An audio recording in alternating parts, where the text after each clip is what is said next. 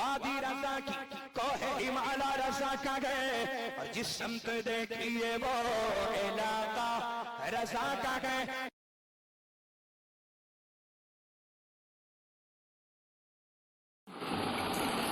بسم اللہ الرحمن الرحیم. الحمد للہ رب العالمین والصلاة والسلام على سید المرسلین وعلى آلہ واصحابہ اجمعین. اما بعد، اعوذ باللہ من الشیطان الرجیم. بسم اللہ الرحمن الرحیم.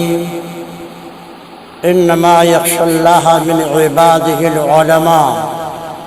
صدق اللہ العظیم.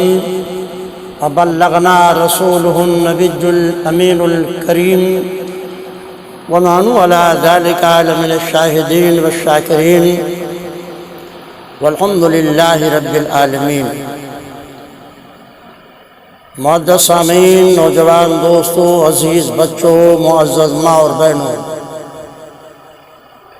شہر الہ آباد کی عظیم دینی درسگاہ مرکز علم و ہنر جامعہ دارالسلام میں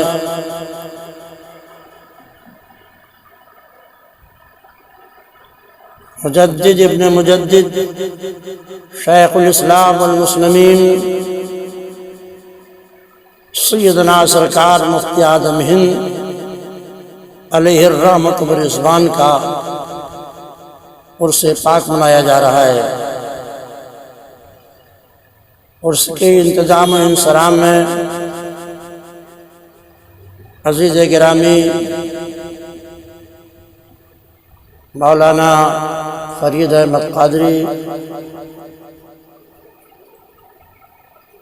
مولوی محمد غفران، حافظ محمد فرحان، سربراہ بزم شفیق ملت حضرت مولانا مفتی سید محمد اسد قادری، ضلع صدر تحفظ نام و رسالت ایکشن کمیٹی، میرے نواسے مفتی محمد نعمان رضا خان اور میرے پوتے محمد امین، یہ سب انتظام و انصرام میں لگے ہیں. معزز سامعین، سیدنا سرکار مفتی اعظم ہند علیہ الرحمۃ والرضوان کی شخصیت پر روشنی ڈالنے کا حق ادا کرنا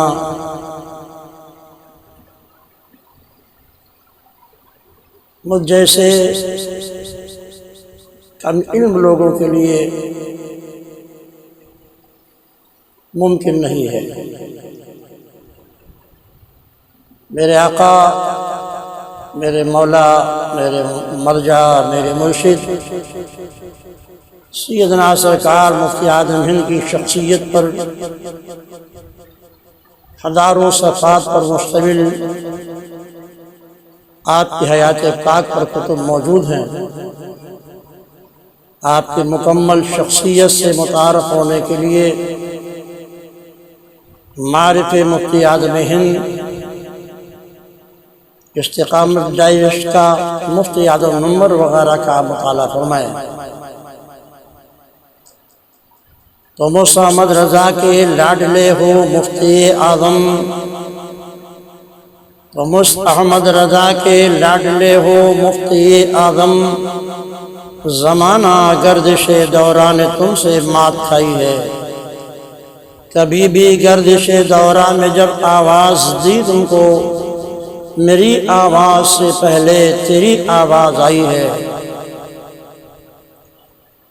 چاند نے جب زمین کی طرف اترنا شروع کیا تو وہ زمین سے کئی گنا زیادہ بڑا تھا،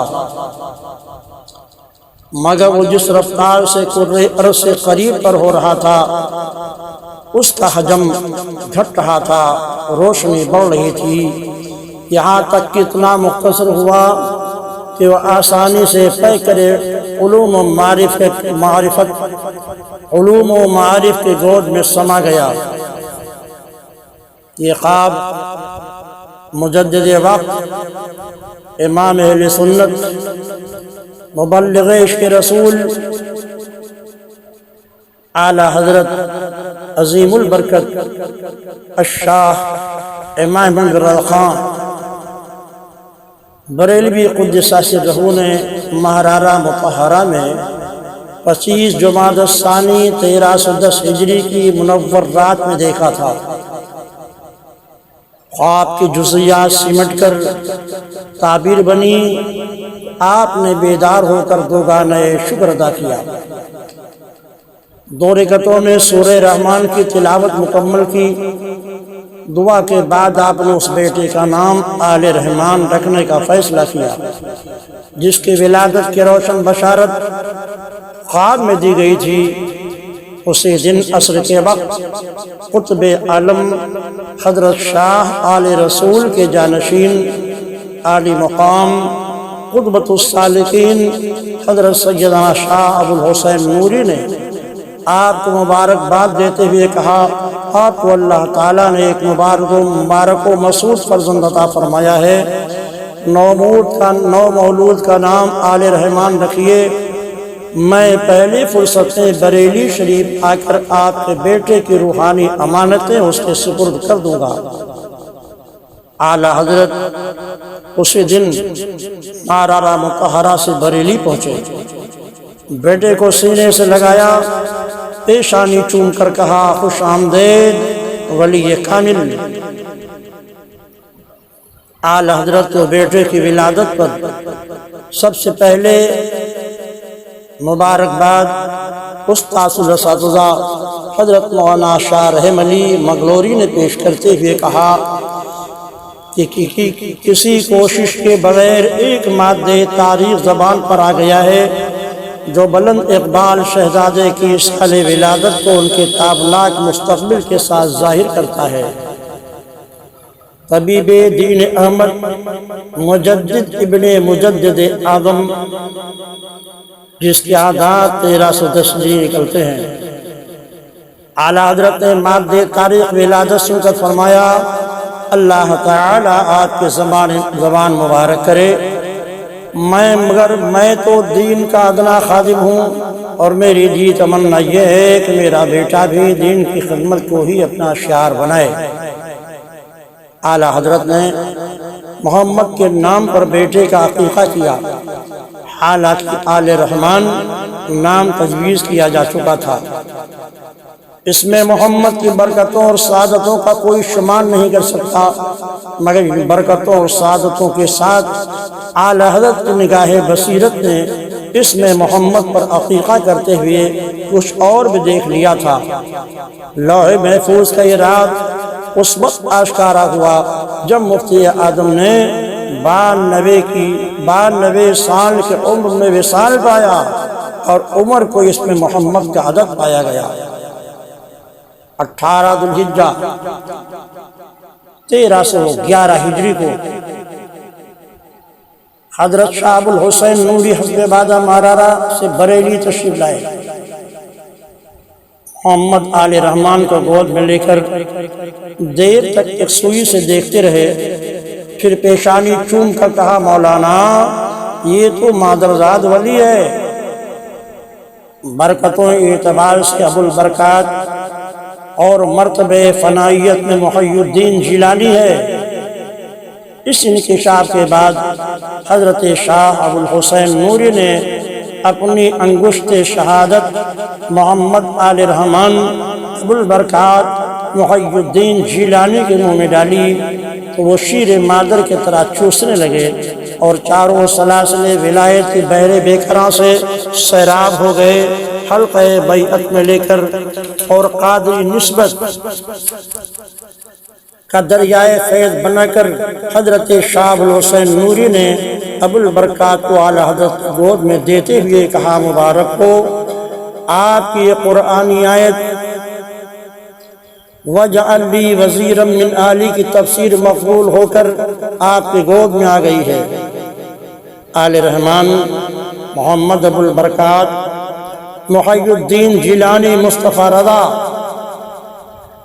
اس نام پر اگر غور کیا جائے تو سب سے پہلے یہ بات سمجھ میں آتی ہے کہ جب کسی بھی محاسن کی کثرت ہوتی ہے تو اس کا ہر نام تشنہ توصیف محسوس ہوتا ہے۔ ذوق ستائش کسی جان و صفات شخصیت کو مختلف ناموں سے پکارنے پر مجبور ہو جاتا ہے۔ اس نام میں پہلی نسبت رحمان الرحیم سے ہے، دوسری نسبت سید المرسلین صلی اللہ علیہ وسلم سے ہے، تیسری نسبت سیدنا غوث العظم سے، تیسری نسبت کے بعد عظیمت میں امام اہل سنت اعلی حضرت کی نسبت ملحوظ رکھی گئی ہے۔ یہ تمام تو اکابر ملت کی بالغ نظری نے کیا تھا، مگر لاکھوں افراد نے جب اس سرچشمے ہدایت سے قریب آ کر استفادہ فیوز کیا، وہ بھی اپنے جذبہ ستائش پر قابو نہ پا سکے۔ آج وہ مختلف ناموں سے یاد کیے جاتے ہیں۔ اللہ تعالی اپنے اسماء صفات کا پرتو انہیں پر ڈالتا ہے جو اس کی بارگاہ میں مقبول ہو جاتے ہیں۔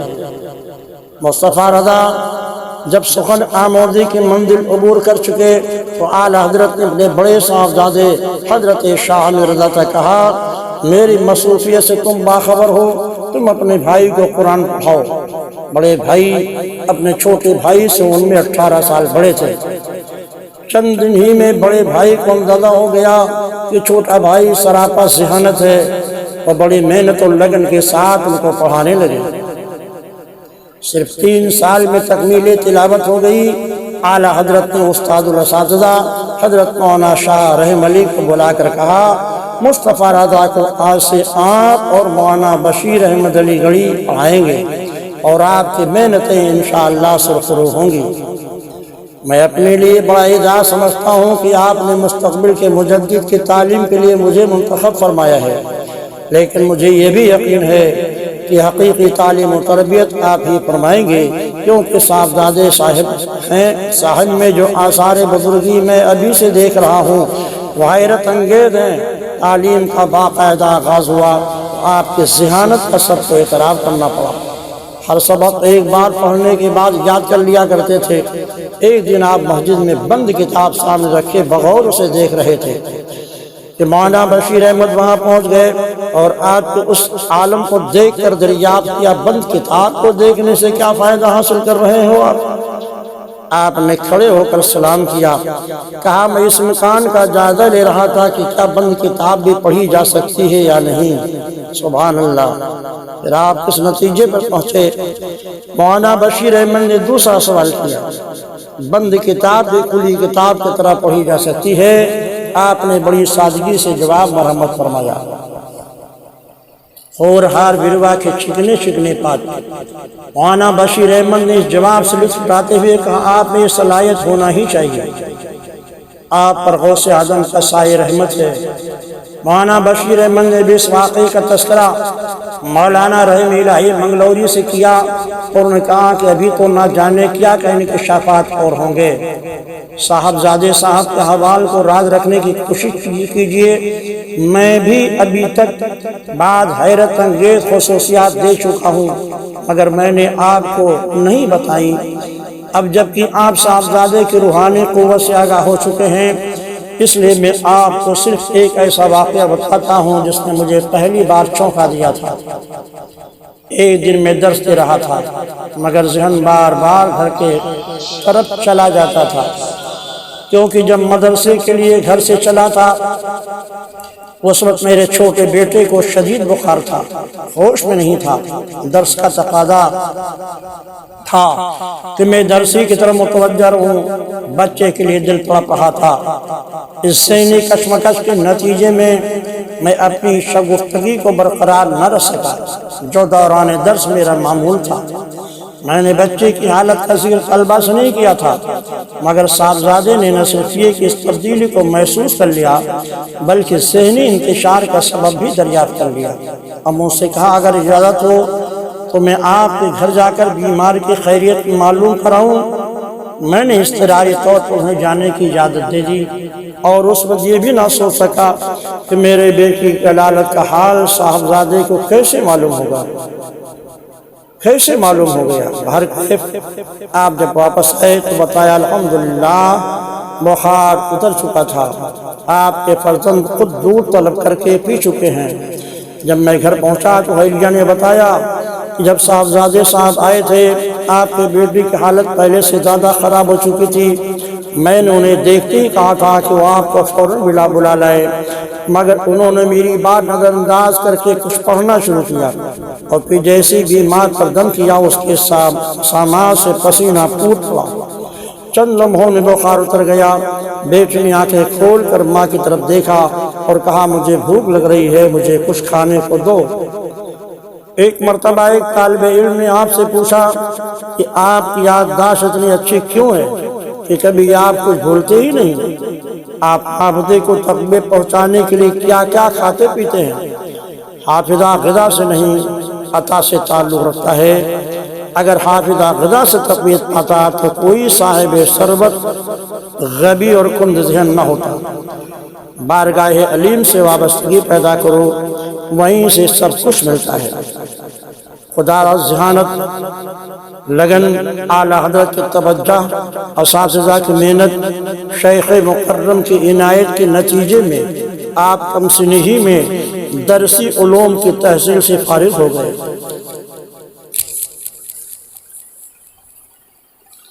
1328 ہجری میں جب آپ کا سن مبارک 18 سال تھا، آپ کسی کام سے دارالفتہ میں پہنچے۔ وہاں علامہ ظفر الدین اور مولانا مفتی عبدالرشید فتویٰ دینے کے لیے رضاعت کے کسی مسئلے پر تبادلہ خیال کر رہے تھے۔ بات کچھ الجھی تو مولانا ظفر اٹھے تاکہ الماری سے فتاوی رضویہ نکال کر اسے روشنی حاصل کریں۔ آپ نے حیرت سے پوچھا کیا فتاوی رضویہ دیکھ دیکھ کر کے ہی آپ حضرات جواب لکھتے ہیں؟ جواب ملا جی ہاں، جب الجھتے ہیں تو فتاوی رضویہ ضرور دیکھ لیتے ہیں۔ ہزاروں مسائل ہیں، انہیں کہاں تک ذہن میں محفوظ رکھا جا سکتا ہے؟ یہ ممکن نہیں ہے کہ ہر مسئلے کا ہر مفتی اپنی یادداشت سے جواب دے کر مطمئن ہو جائے۔ میں اپنے بزرگوں کے علم کا وارث ہوں، فتویٰ کوئی کتاب دیکھے بغیر بھی دیا جا سکتا ہے۔ لائیے کیا استفتاء ہے، میں اس کا جواب لکھتا ہوں۔ یہ مقدس الفاظ سرکار مفتی اعظم ہی کے زبان مقدس سے چھڑنے لگے۔ مولانا ظفر الدین نے کاغذ آپ کو دے دیا تو آپ نے قلم برداشتہ جواب لکھ کر ان کے حوالے کر دیا، اور جب فتویٰ اصلاح کے لیے اعلیٰ حضرت کے پاس پہنچا تو جواب کی صحت دے کر خوشی سے آپ کا چہرہ کھل اٹھا اور صحیح الجواب بعون اللہ العزیز الوہاب لکھ کر دستخط فرما دیے۔ فتویٰ نویسی سے اس میں آغاز کر اعلیٰ حضرت نے بیٹے کو ایک مہر بنوا کر انعام میں جس پر ابو البرکات محی الدین جیلانی آل رحمہ محمد اور مصطفیٰ رضا خان تحریر تھا۔ یہ مہر دینی شعور کی صنعت تھی اور اصابت فکر کا اعلان تھا۔ اعلیٰ حضرت کی نگرانی میں 12 سال تک آپ نے فتویٰ نویسی کی، تبلیغ دین کی تربیت حاصل کی، روحانیت کے اعلیٰ مدارس طے کیے، مارارہ کی حاضریاں جلوہ ساما بنتی رہیں۔ آپ پر پہلا دور عزلت نشینی کا گزرا، بے ضرورت کسی سے کلام تک نہ فرماتے تھے، جو گفتگو ہوتی وہ بھی مختصر ہوتی۔ مجاہدات کے صبر مراحل طے کرنے کے بعد منزل ترک میں قدم رکھا تو لوگ خاموش نے پھول برسانا شروع کر دیا۔ خلوتوں کی طرح محفلیں بھی مہکنے لگیں، روشنی کا ایک نیا دائرہ پھیل کر گمراہیوں کے اندھیروں کا جگر چاک کرنے لگا۔ اعلیٰ حضرت جس عظیم مقصد کے لیے دنیا میں تشریف لائے تھے، جب اس کی تکمیل ہو گئی تو مزدہ وصال حق آ گیا۔ 25 صفر 1340 ہجری کو سفر آخرت سے کچھ پہلے اپنے چھوٹے بیٹے سے کہا سورہ یاسین سناؤ۔ والد محترم کے حکم کی تعمیل میں آپ نے تلاوت شروع کی تو وداعی لمحات میں احساس سے آواز گلوگیر ہو گئی۔ تلاوت سن کر گھر کے تمام افراد پر رقت طاری ہو گئی۔ سلے ہوئے ہونٹ، برستی بھی آنکھیں غم کے ماحول کو شدید سے شدید تر بنا رہی تھی۔ اعلیٰ حضرت نے تکمیل تلاوت کے بعد آنکھیں کھول کر مغموم چہروں پر ایک طائرانہ نظر ڈال کر فرمایا میں تم سے جدا ہو رہا ہوں، مگر آنے والا لمحہ لمحے وصال ہے۔ اس لمحے وصال کی تمنا میں ایک عمر تڑپ تڑپ کر گزاری ہے۔ لوگوں مجھے مبارکباد دو، میری مسرتوں کو آلود نہ کرو۔ یہ حامد رضا مصطفیٰ رضا تمہیں میرے فراق کو محسوس نہ ہونے دیں گے۔ یہ دونوں میرے ظاہر و باطن کا آئینہ ہیں۔ اللہ حافظ۔ اعلیٰ حضرت کا جب وصال ہوا تو مصطفیٰ رضا خان کی عمر 29 سال تھی اور حامد رضا کی عمر 47 سال تھی۔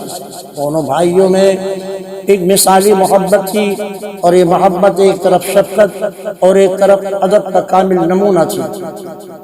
مسند افتاء پر حضور مصطفیٰ رضا خان مفتی اعظم بن کر ابھرے، علم کے ایسے جوہر دکھائے کہ علماء وقت نے انہیں اپنا پیشوا مان لیا، مگر مفتی اعظم پہ فیوز کی کئی جہتیں تھیں اور ہر جہت آپ کی یکساں توجہ سے بہت پرکشش بن گئی تھی۔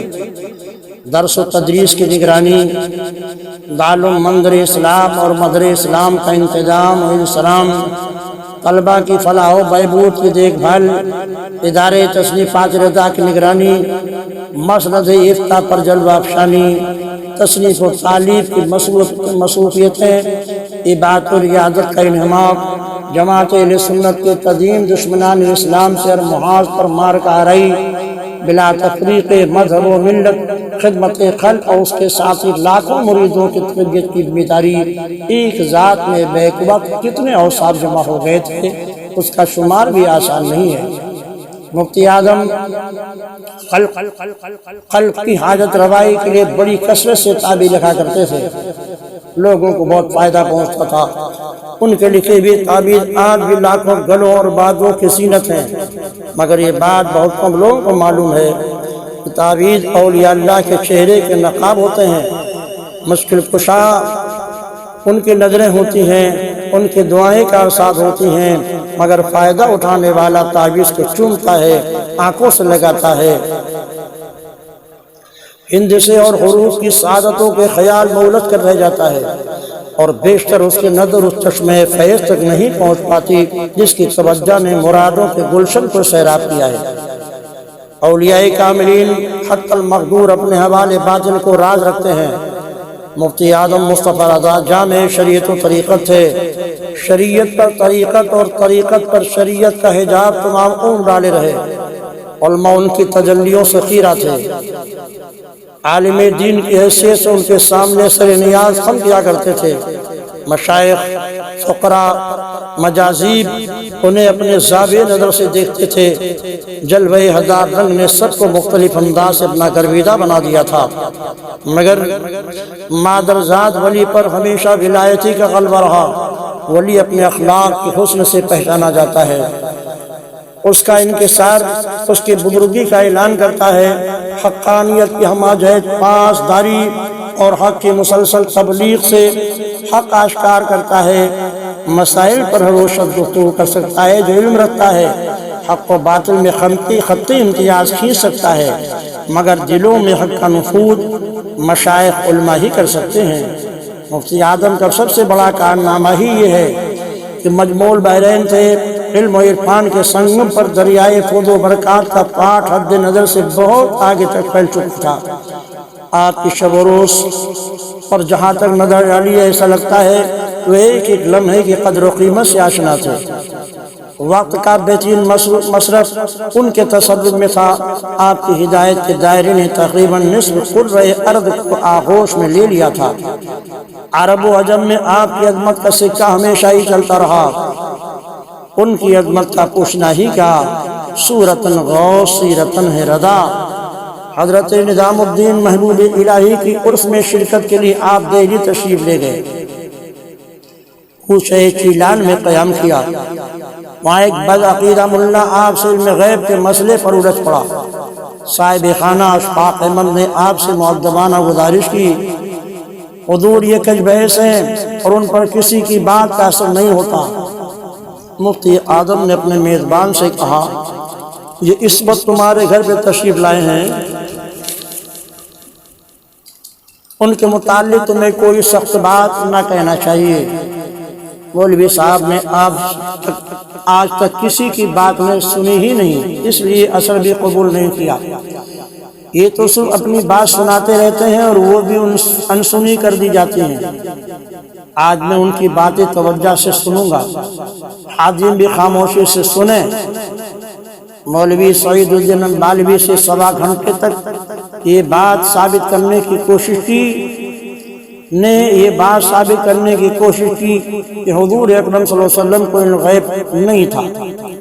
جب وہ تھک کر خاموش ہو گئے تو آپ نے فرمایا، اگر کوئی دلیل تم اپنے موقف کی تائید میں اور بیان کرنا چاہتے ہو، بھول گئے ہو تو یاد کر لو۔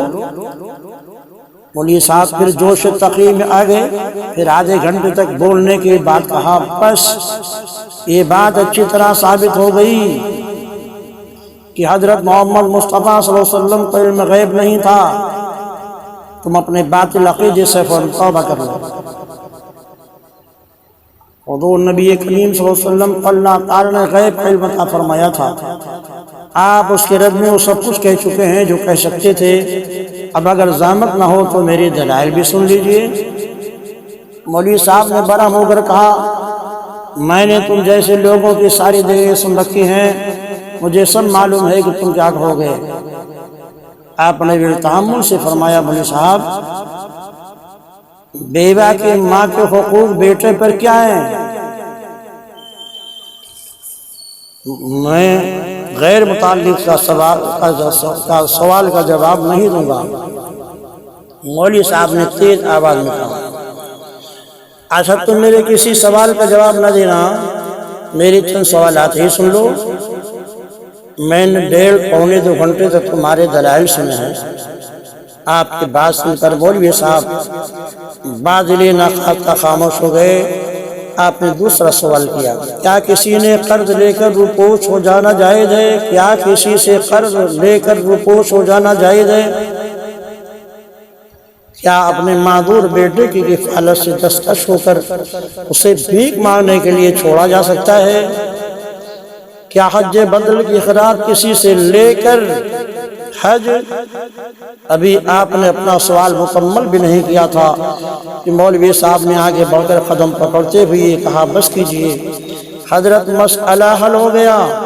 یہ بات آج میرے سمجھ میں آ گئی کہ رسول کریم صلی اللہ علیہ وسلم کو علم غیب حاصل تھا اور نبی مکرم کے پاس علم غیب ہونا ہی چاہیے، ورنہ منافقین مسلمانوں کی تنظیم کو تباہ و برباد کر دیتے۔ اللہ تعالیٰ نے جب آپ کو متعلق ایسی باتیں بتا دی ہیں جو یہاں کوئی نہیں جانتا، تو بارگاہ علیم سے سرور کائنات صلی اللہ علیہ وسلم پر کیا انکشافات نہ ہوئے ہوں گے۔ مولوی صاحب اسی وقت طائب ہو کر مفتی اعظم سے بیعت ہو گئے۔ مناظرے کو افہام و تفہیم کے سطح تک لے آنا، بے مقصد گفتگو کو با مقصد بنا دینا، یہ صرف اولیاء اللہ کی خصوصیت ہے۔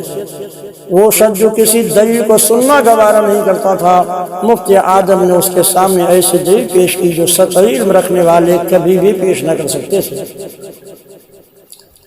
ایک دفعہ رامپور سے کچھ لوگ بریلی آپ سے بیعت کے لیے آ رہے تھے۔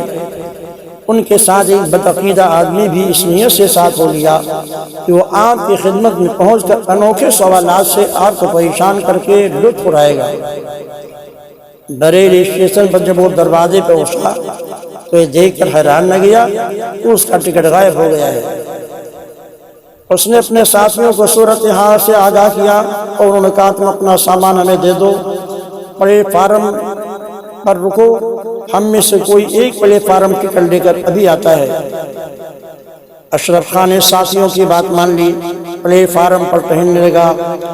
ساتھی اسٹیشن سے باہر چلے گئے۔ اشرف خان بھی ٹہل ہی رہا تھا کہ ایک شخص نے اسے مخاطب کیا، تمہارے پاس ٹکٹ نہیں ہے، میرے ساتھ آؤ، میں تمہیں باہر لے چلتا ہوں۔ اشرف خان سوچ میں پڑ گیا، اجنبی کا تعاون قبول کرے یا نہ کرے۔ اجنبی نے اشرف خان کا ہاتھ مضبوطی سے تھام کر گیٹ کا رخ کیا اور ٹی سی کے سامنے سے ہو کر باہر پہنچ گیا۔ اشرف خان کی نظر اپنے ساتھیوں پر پڑی تو اس نے ان کی طرف بڑھنا چاہا۔ اجنبی اشرف خان کا ہاتھ چھوڑ کر بھیڑوں میں گم ہو گیا۔ رامپور کے عقیدت مند اشرف کو ساتھ لے کر محلہ سوداگان میں خانقاہ رضویہ پہنچ گئے، جن کے 11 بجے کا عمل تھا۔ عقیدت مند آپ کی بارگاہ میں ادب سے سر جھکائے بیٹھے تھے۔ آپ اس وقت تعبیر لکھ رہے تھے اور تعبیر نویسی سے فارغ ہو کر آپ نے حاضر سے پوچھا کیا کسی اور کو تعبیر لینا ہے؟ جواب سکوت میں پا کر آپ نے رحمت خاں سے پوچھا کہو رامپور کے احباب کا کیا حال ہے؟ سب خیریت ہے حضور؟ میرے ساتھ 4 دوست آپ سے بیعت کے لیے حاضر ہوئے ہیں، حکم ہو تو پیش کروں؟ آپ کا اشارہ پا کر 5 آدمی آپ کے سامنے 2 زانو ادب سے بیٹھ گئے۔ آپ نے رحمت خاں سے کہا تم نے تو 4 کے لیے کہا تھا، یہ تو 5 ہیں۔ حضور یہ اشرف خاں ہمارے ساتھ آیا ضرور مگر بیعت کے ارادے سے نہیں آیا ہے، اسے لوگ فلسفی کہتے ہیں، یہ آپ سے گفتگو کرنا چاہتا ہے۔ آپ نے اشرف خاں سے کہا تم اس سے کیا گفتگو کرنا چاہتے ہو؟ میں بے شک آپ سے گفتگو ہی کرنے آیا تھا مگر اب میں صرف آپ کے بیعت کا عرضمند ہوں۔ مفتی اعظم ہند علی رحمہ کی زبان مقدس سے الفاظ نکلتے ہیں، ارے اسٹیشن والی بات بھول جاؤ اشرف، تم ہم سے ملنے آئے تھے نا۔ ملاقات کے مقاصد کچھ بھی ہوں مگر ہمارا اخلاق اس بات کو کیسے گوارا کر لیتا کہ ہمارا مہمان پریشان ہو تو اس کی مدد دوسرے کریں۔ تم وہ باتیں ضرور کرو جو تم کرنا چاہتے تھے۔ حضور مجھے آپ مل گئے تو میرا کوئی سوال پوچھنے جواب نہ رہا، بس اب اپنی غلامی میں لے لیجئے تاکہ فکر و نظر کی آوارگی کا عذاب جہاں ختم ہو جائے۔ آپ نے سب کو بیعت کر کے حکم دیا تم لوگ اپنے اپنے گھروں کو لوٹ جاؤ، تم لوگ غوث اعظم کے دامن کرم سے وابستہ ہو چکے ہو، ہر قدم تمہاری رہنمائی ہوتی رہے گی۔ اعلی حضرت نے محبت رسول کریم صلی اللہ علیہ وسلم کے جو چراغ روشن کیے تھے ان چراغوں سے چراغاں کی کیفیت پیدا کرنے کے لیے مفتی اعظم نے ایک کامیاب جد و جہد کا آغاز کر دیا۔ آپ جانتے تھے کہ بدعقیدگی کے بگولے مجتمع ہو کر آندھی بننے کی کوشش کر رہے ہیں، چراغ مصطفی سے شرار بولہبی ستیزہ کار ہے۔ آپ نے اپنے لیے سوچ سمجھ کر ایک لائے عمل مرتب کیا، مسلک امام اہل سنت کی تربیت جو ارشاد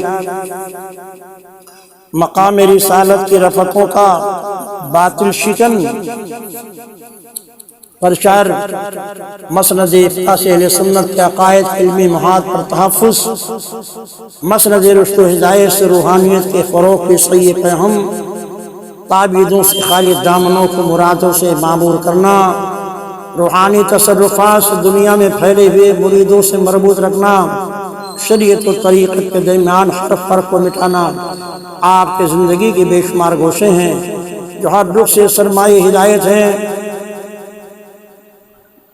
مگر مندرجہ بالا خصوصیات ایسی ہیں جو ادھر من الشمس ہیں۔ اللہ تعالیٰ نے آپ کو جتنی روحانی مادی توانائی عطا کی تھی آپ نے سب اللہ تعالیٰ ہی کے دین کے لیے صرف کر دی۔ ایک ایک قطرے کا مجھے دینا پڑا حساب، خون جگر ودیعت مزگان یار تھا۔ بریلی آپ کا مرکز رہا کیونکہ بریلی سنیت کے تشخص کا ایک ابدی علامت بن چکا ہے۔ اس مرکز نے بریلوی سنی کی ایک ایسی اصطلاح سے روشناس کرایا جو حق و باطل سے تمیز کرتی ہے۔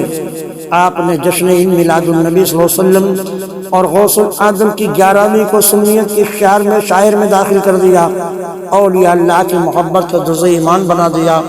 آج سنی اور سنی نما افراد کی پہچان دن اور رات کی طرح آسان ہو گئی ہے۔ آپ سنی محاذ کے امیر لشکر تھے۔ آپ نے سنی علماء میں مسلک حق کی ترویج کے لیے ایسی روح پھونکی کہ باطل گردہ برانگام ہو کر رہ گیا۔ خطابت سے آپ کو کوئی خاص لگاؤ نہ تھا، مجلس آ رہی بہر کیف ایک بڑی ضرورت تھی۔ مجلسوں میں آپ کے حسن بیان کے پھول کھلتے تھے۔ آپ کے اثر آفرینی میں حروف، حرف و نظر کی بڑی اہمیت تھی۔ بات کرتے تو دلوں میں اترتی چلی جاتی۔ تفہیم کے لیے اس نازک مرحلے سے گزر کر حرف حق سامع کی زندگی بنانے کے لیے فیضان نظر سے بھی کام لیتے تھے۔ لہجے کی شگفتگی کسی پر بے اثر نظر آتی تو جلال کے تیور بھی دکھائی دیتے تھے۔ قہاریو، غفاریو، قدوسیو، جبروت یہ چار عناصر ہوں تو بنتا ہے مسلمان۔ آپ کی آیت مبارکہ جلوہ ہزار رنگ ہے، اسی طرح اسے سمیٹا نہیں جا سکتا۔ مجھے یقین ہے کہ آپ پر مخصوص کتابیں لکھی گئی ہیں اور لکھی جاتی رہیں گی، اور دنیا آج کے عمالات اور روحانی اور فوائد علمی پڑھ کر حیران رہ جائے گی۔ معزز سامعین، بمبئی میں آپ کھتری محلے میں اپنے ایک مرید ہارون بھائی کے ہاں قیام فرماتے۔ آپ نے ہارون بھائی سے یہ بات تاکید سے کہہ دی تھی کہ جب وہ اپنی خوابگاہ میں چلے جائیں اور اس کے بعد کوئی خوابگاہ میں نہ آئے۔ ایک دن مغرب کے بعد سے جو ارادہ مندوں نے آنا شروع کیا وہ آتے ہی رہے، عشاء بھی مہمان خانے میں پڑھی، پھر سلسلے رد و ہدایت جاری ہو گیا۔ نصف شب سے زیادہ گزر گئی، آپ نے لوگوں کو آرام کا مشورہ دیا اور خوابگاہ میں چلے گئے۔ ہارون بھائی کو مہمانوں کو رخصت کر یہ خیال آیا کہ حضرت نے کھانا نہیں کھایا ہے، بے ساختہ آپ کو خوابگاہ کی طرف بڑھے، مگر اس خیال نے قدم پکڑ لیے کہ حضرت نے خوابگاہ میں داخل ہونے سے منع کیا ہے۔ ہارون بھائی اب نہ تو آپ کا حکم بردار کر سکتے تھے، نہ یہ گوارا کر سکتے تھے کہ آپ ان کے گھر پر بھوکے سو جائیں۔ دیر تک ایک کشمکش کا عالم رہا۔ آخر شیخ کی محبت عالم اضطرار میں گرم دودھ لے کر حکم کی سرحدوں کو پھلانگ کر خوابگاہ میں داخل ہو گئی۔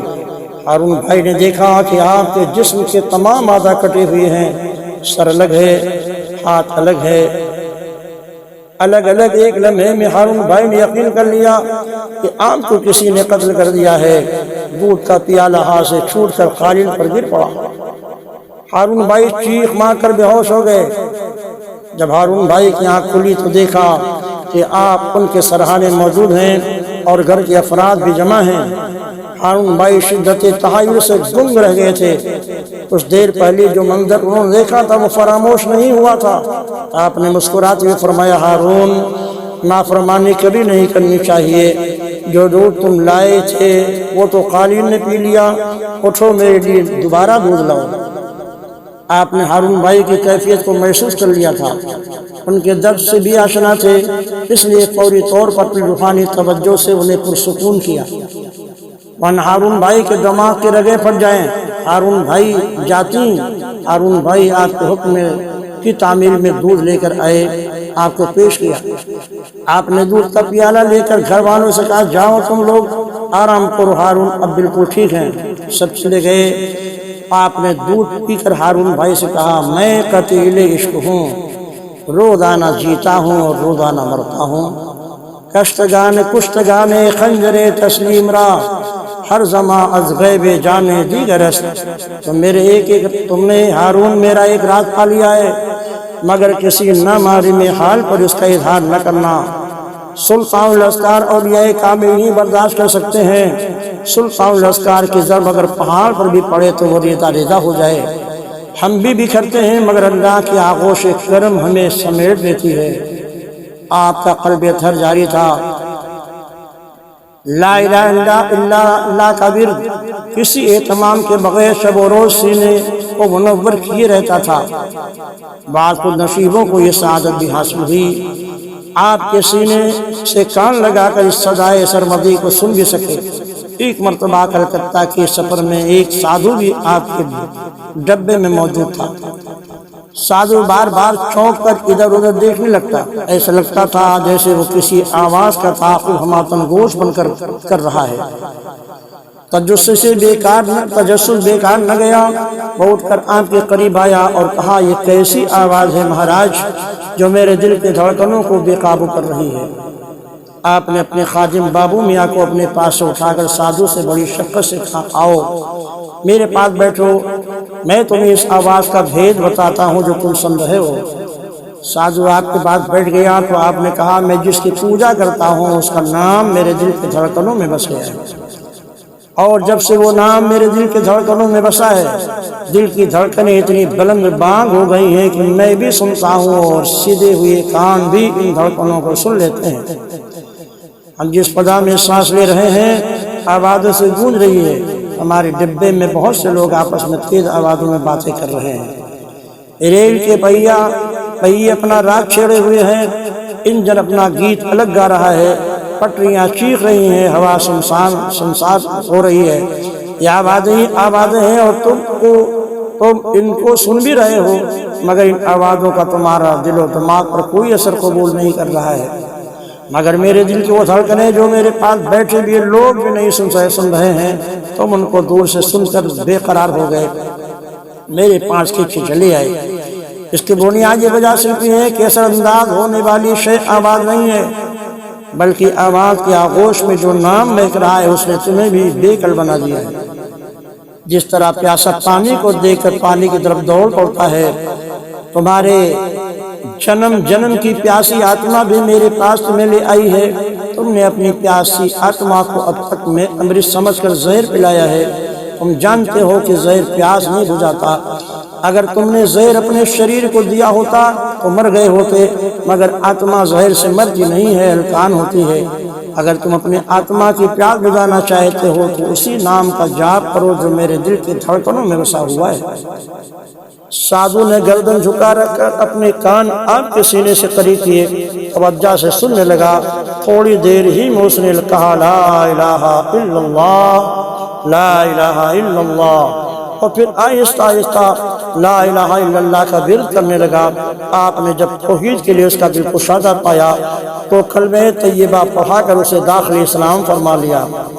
سادھو بھگوان داس بڑا گیانی تھا، تپسیا سے اپنے باطن کو سنوار کر استدراج کی منزل تک آ گیا تھا۔ جب اس نے کلمہ طیبہ پڑھ لیا تو آپ کی توجہ سے ایک آن میں ولی کامل بن گیا۔ آپ نے اس کا نام عبداللہ تجویز فرما کر کہا مجھے معلوم ہے کہ تم کہاں جا رہے ہو، اور یہ بھی الحمدللہ جانتا ہوں کہ تم اب میرے ساتھ رہنے کا فیصلہ کر چکے ہو، مگر تم وہی جاؤ جہاں کا تمہیں جانے کا قصد تھا، اپنے استھان سے چلے تھے، اپنا کام کر کے تم واپس نینی تال چلے جانا، تمہارے دینی اور رہنمائی تربیت کا ہم پورا خیال رکھیں گے۔ عبداللہ کلکتہ تک آپ کے ہم سفر رہے، بعد میں آپ نے انہیں قطب وقت بنا کر ان کے گھر بھیج دیا۔ پروردگار عالم سیدنا سرکار مفتی اعظم ہند کی سعود و برکات سے ہم جملہ حاضرین کو منور و مجلہ فرمائے۔ السلام تاجدار اہل سنت السلام، السلام مخزن علم شریعت السلام، السلام قطب عالم شیخ عالم دستگیر، السلام رونق بزم ولایت السلام، السلام نائب غوث الورائے بہروبر، السلام رہبر راہ طریقت السلام، السلام عارف حق جانثار مصطفیٰ، السلام آبروی اہل سنت السلام، اینی سے بے کسائے چارہ ساز عاشقاں، السلام آنکھوں کی ٹھنڈک دل کی راحت السلام، تیرا ایک لفظ تھا عشق محمد کا امین، تیری ہے سانس تھی زندہ کرامت السلام، تیرے دروازے سے خالی ہاتھ کب سائل گئے، السلام ابن سخی بحر سخاوت السلام، ساری دنیا نے کیا تسلیم اپنا رہنما، تیرے ہی سر پر رہا تاج امامت السلام، تیری صورت دیکھ کر مجھ کو خدا یاد آ گیا، اس سے ظاہر ہے تیری شان ولایت السلام، مفتی آدم بھی تھے تم، مفتی عالم بھی تم، مفتی آدم بھی تھے تم، مفتی عالم بھی تم، السلام میرے مرشد میرے حضرت السلام۔ پروردگار عالم جامعہ دارالسلام، اس کے اراکین، اس کے اساتذہ، اس کے طلبہ، اس کے محبین و معتقدین اور اس کے معاونین کی علم عمل اور رزق میں برکت عطا فرمائے، اور مجدد ابن مجدد کے فیض و برکات سے ہم جملہ حاضرین کو منور و مجلہ فرمائے۔ جہاں میں اہل ایمان صورت کے خورشید جیتے ہیں، ادھر ڈوبے ادھر نکلے، ادھر ڈوبے ادھر نکلے۔ وما علینا الا البلاغ، والسلام علیکم ورحمۃ اللہ وبرکاتہ۔